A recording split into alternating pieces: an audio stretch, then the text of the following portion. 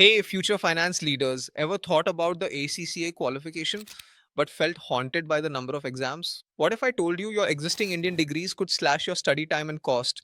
Yes, we're talking about ACCA exemptions. Let's dive in. So, what exactly are exemptions? ACCA, a globally recognized body, is smart.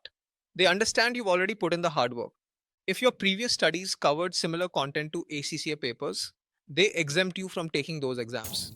This means you save precious time, cut down on exam fees, and zoom towards your ACCA membership much faster.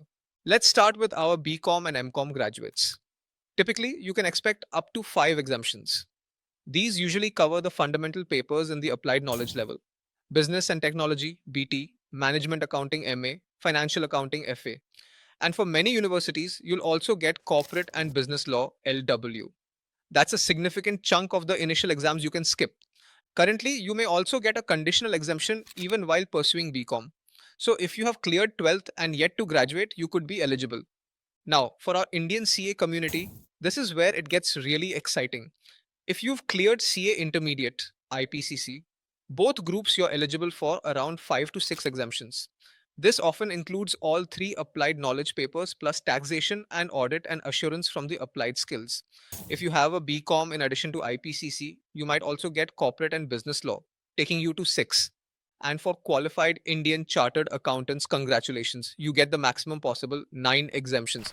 This means you literally jump straight to the strategic professional exams, saving you immense time and effort. For our MBA graduates, especially those with a strong finance specialization, you could also be looking at up to 9 exemptions. This depends heavily on your university's curriculum and how well it aligns with ACCA's syllabus. ACCA assesses these case by case, but many finance focused MBAs cover content that maps directly to most applied knowledge and applied skills papers. Even if you have a BBA or other professional qualifications like Indian CMA, you might be eligible for a good number of exemptions. The key is how closely your previous studies match ACCA's robust syllabus. Now, a crucial point: no exemptions are given for the strategic professional level papers. Everyone has to conquer those.